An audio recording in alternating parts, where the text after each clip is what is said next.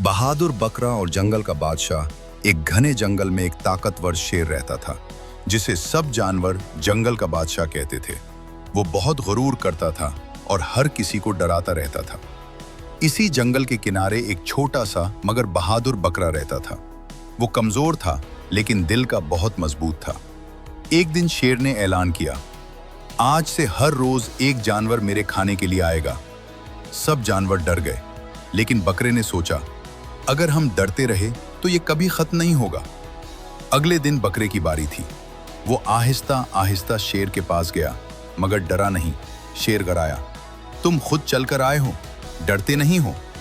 बकरा मुस्कुराया और बोला, मैं तो डरता हूं, मगर एक और शेर है जो आपसे भी ज्यादा ताकतवर है। शेर गुस्से में आ गया, कौन है वो? मुझे अभी दिखाओ।